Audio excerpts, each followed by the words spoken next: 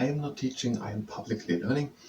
But hi and welcome to Learning for the Life in UK test at 546 while doing a bit standing yoga. And if you participate in the standing yoga, that is at your own risk. Okay, we want to show a little video about architecture. I want to say in one down what you learned about architecture, or most of it. So, what we want to say, what we mentioned is that there are still, I use that expression a couple of times, some buildings standing from the past, because it's easy to understand. For example, the cathedrals of Durham, Salisbury, Canterbury, and one is Durham, Lincoln. And also the White Tower of London is an example of Norman architecture, built shortly after the Norman Conquest 1066.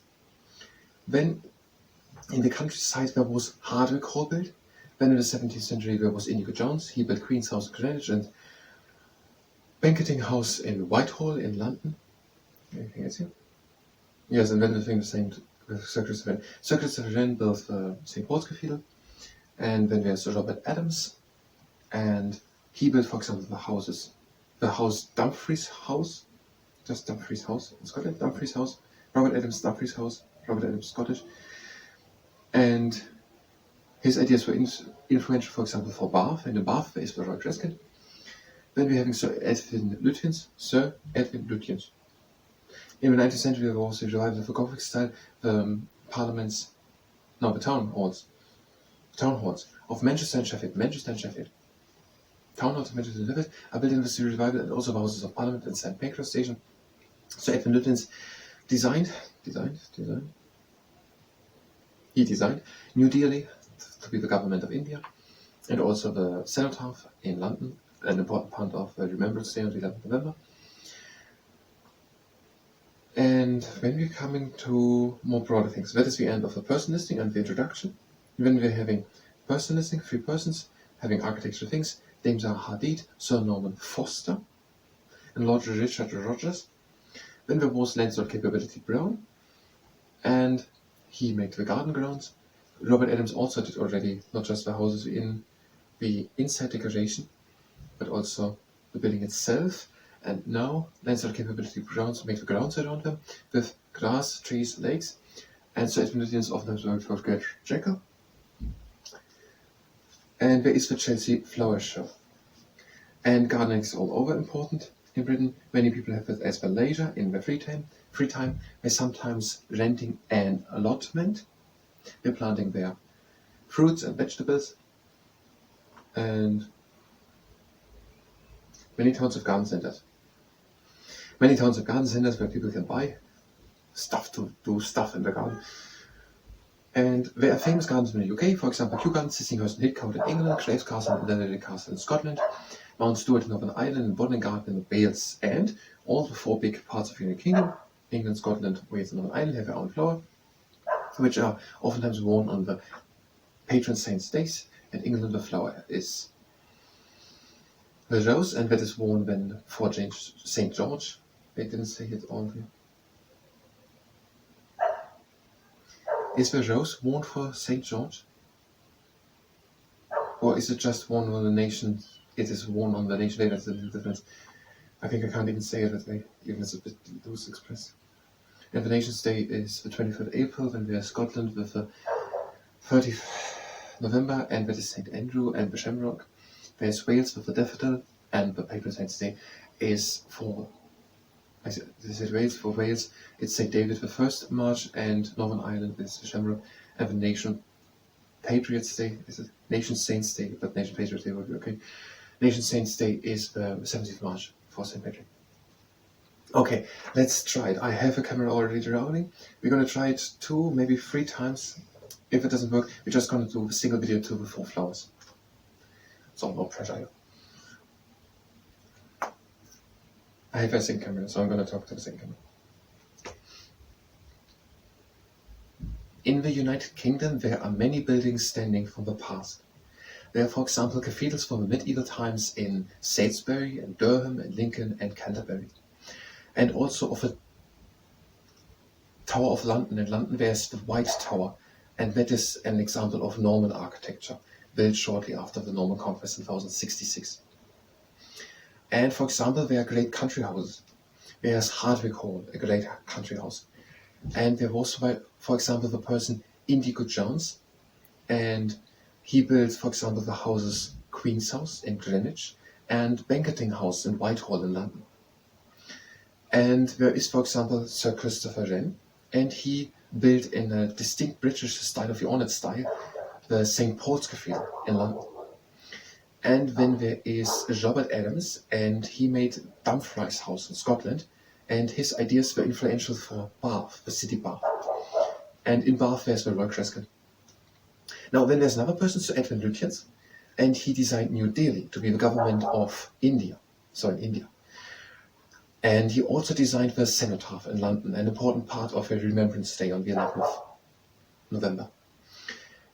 And there are architectural firms in the United Kingdom who are doing major projects throughout the whole world. For example, other few people, so for example, Sir Norman Foster and Lord Richard Rogers and Dame Zaha Hadid, who are having such firms.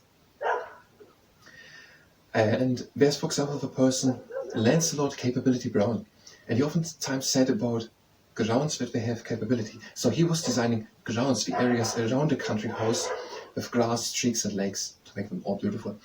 And Sir Edwin Lutyens, the one with designing of New Delhi and the Cenotaph in Whitehall in London, he oftentimes worked together with Gertrude Jekyll. So he was doing the buildings, and Gertrude Jekyll the gardens around, colorful gardens that she make. And gardening is all over important in the United Kingdom. Many people are spending the leisure and their free time doing gardening, and they are sometimes renting an allotment, and they are planting fruits and vegetables. And there are also garden centers, so people can buy there the things necessary to plant fruits and vegetables. And there are gardens to visit in the United Kingdom. For example, Kew Gardens, Sissinghurst and Heathcote in England, and in Scotland, Craves Castle and in Inverary Castle. In Northern Ireland, Mount Stuart, and in Wales, Bodden Garden. And all the four big regions of the United Kingdom, so England, Scotland, Wales, and Northern Ireland, have their own flower. And they are sometimes worn on the patron saint's day. So the four flowers are the rose for England, the shamrock for Scotland, the daffodil for Wales, and the thistle for Scotland, and the shamrock for Northern Ireland.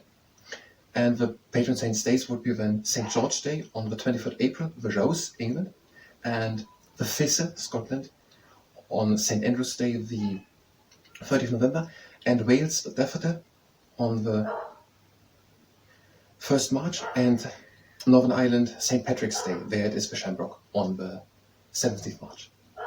And that is according to the Life in UK Test Handbook on several pages, for example, 84 and 85. Now, it would have been more beautiful if I had that page on. And also, I said in the rehearsal wrong that it was the shamrock in Scotland and not the thistle. And I wasn't thinking that when I said it in the rehearsal. And because I said it in the rehearsal wrong, I already had connected it wrong. And now just while I was saying it, I was thinking about what I was saying. I wouldn't make the mistake if I think about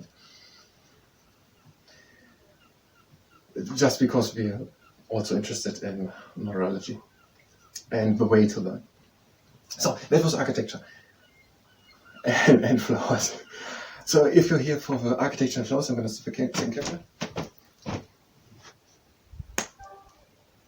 If you were here for architecture and flowers, then you can go directly to the next video, because we're not going to do anything more to architecture and flowers, and also not to the Life in UK test. If you're here to learn for the Life in UK test, go to the next video. We will talk about literature, maybe about fashion, or maybe the sports video. If not, and you're here for the standing yoga, what is happening now, if you participate, it is at your own risk. We're starting with the eagle's wings. We're breathing in and lifting the arms up. And out the arms again down. And breathe in and lift the arms up.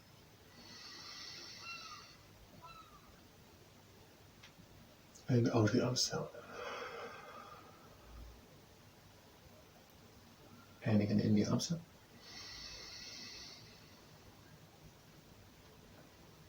And out the arms down.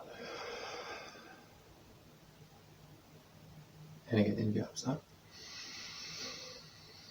And we're doing the crab in the morning. Breathe out, bring the arms down, and open the chest to the sky. And again, in, lift the arms up. And out again, the arms down. Again, in the arms up. And out, we're opening the arms to the side. Breathe in into the middle. And out, we're sitting down into a chair. Breathe in again. And out, open the arms to the other side. Again, in the arms up.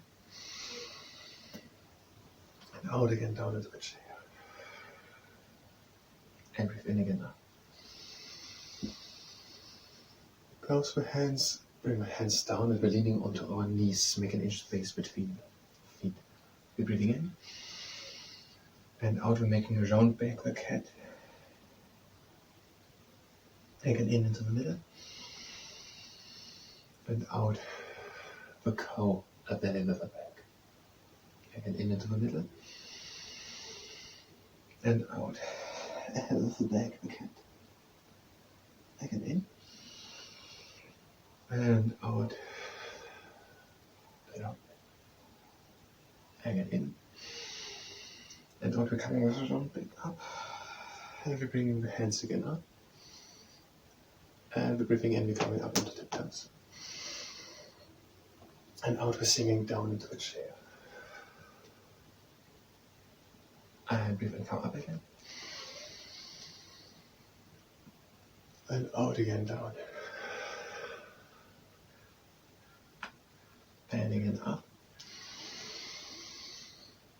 And now we're bringing the heels down, we're closing the feet, and we're going down with the down like a dolphin, and we're just down. Now we're doing the marmot. Breathe in and bend the right leg. And breathe out and stretch the left leg. Breathe in and change. And out and stretch the right leg. Again, in and change. And out and stretch the left leg. Again, in and change. And out and stretch the right leg. And again, in. And out, both legs down. We're doing the penguin. Breathe in and lift the right arm up to the sky. And breathe out, bend the left knee and look over the right shoulder to the right hand. Again, in, bring the arm again in. And out and down, both legs straight. In, lift the left arm up to the sky. And breathe out, bend the right knee and look over the left shoulder to the left hand. Breathe in and bring the arm again down. And out and down. We're doing the pelican, make a hand of space between the feet, shift the weight to the heels, and breathe in and go down, and out and up again. And in and down, and out and up. And again, in and down, and out and up. And the last time, in and down. Now with trebuchet's counterweight, take hold on the elbows and gently swing from side to side.